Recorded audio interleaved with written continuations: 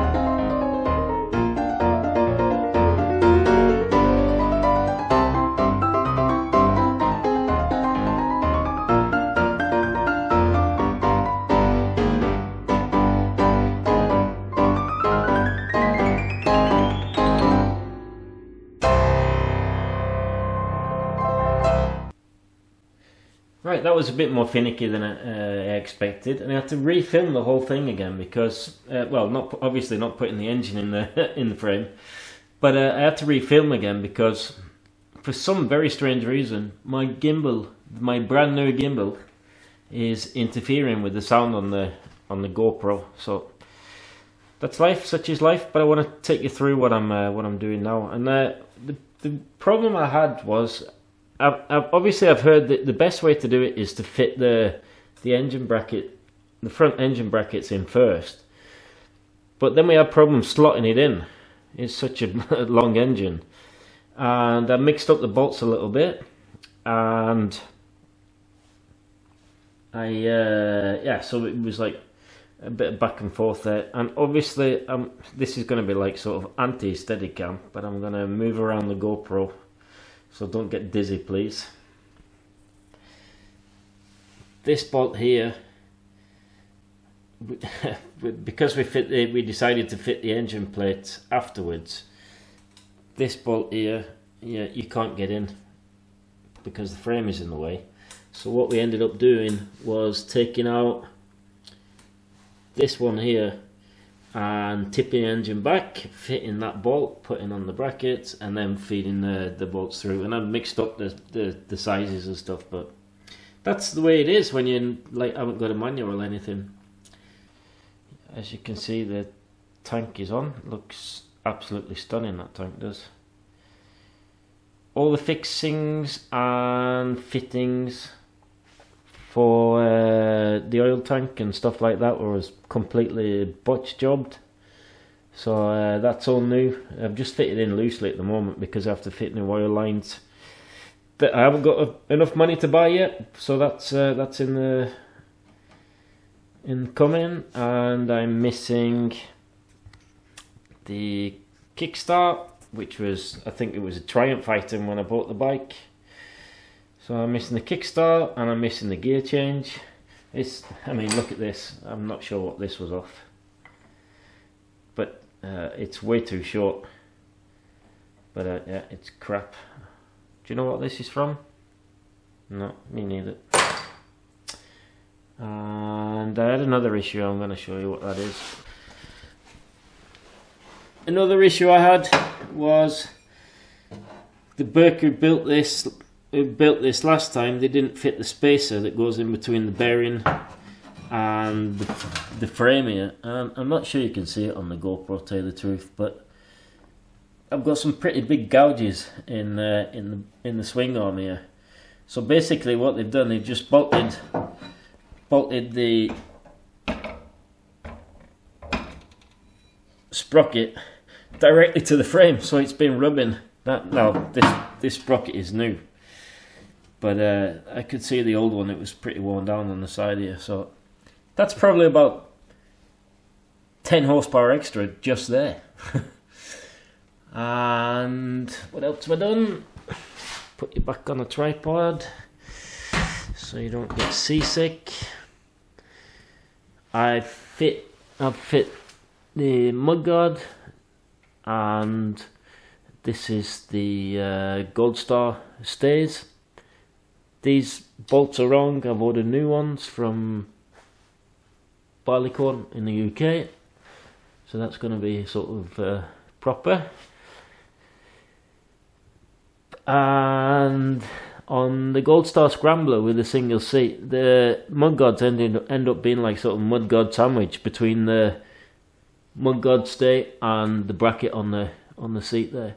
I've not bottled it down, but it's all present and correct, and I've drilled the holes and everything ready for that. So when I get the spacer for the rear sprocket there, then the rear wheel is going on. So that's next job, and I'll move you around a little bit. Let's have a look.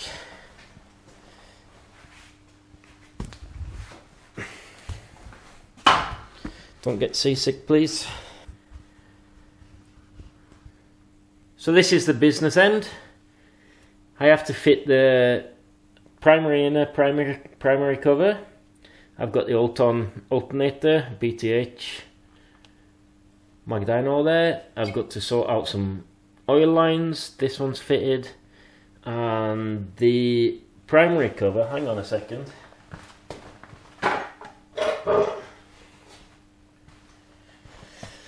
The primary cover, like the rest of the engine was, that I used ages and ages taking off the paint. As you can see here, it's been painted this as well. It's looking very dirty. It's sort of a job I've put off. I haven't got much money left, but I've got time. So, and there's some Bondo or something going on here, so I'm not sure if you can see it in my bad lighting. But there's something or other here. I'm not sure what that is. But anyway, I'll get that all taken back and I'll polish that up. And that's another job for next time. And I really want to show you this tank. Check out this tank. What do you think? Absolutely beautiful craftsmanship there. I'm going to give you a bit of wobbly cam again, and you can have a look at, just inspect those welds there. Look at them. Absolutely stunning. And even round the Monza cap, just beautifully welded. Lovely bit of handcrafted beautifulness there, that's for sure. So the tank I bought from Hultworks in the UK. I'll put a link under the video so you can check those out. They're quite expensive, but compared to other stuff I've seen that's out on the market, it's really worth it. I used these on the Rickman Matisse as well. So the bodywork on the Matisse that I built last year, that was from Hultworks, and it's just wow, it's like a jewel. It's like a jewel. If you like what you see and you want to see me finish off this project. I think it's probably about another 2 or 3 videos away before I'm finished and manage to start it up.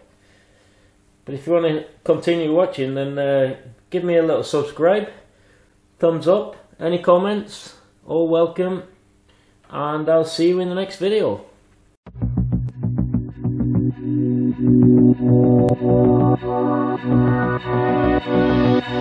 Messing around with these cameras, batteries going flat. Alle sprang I lag og ville komme under tak. Ingen av oss merket at du hadde falt ifra. Hvorfor valgte du å dra? Hvem I faen kunne se den komme? Da høsten tok over, sa vi hadde bra til la oss sommer.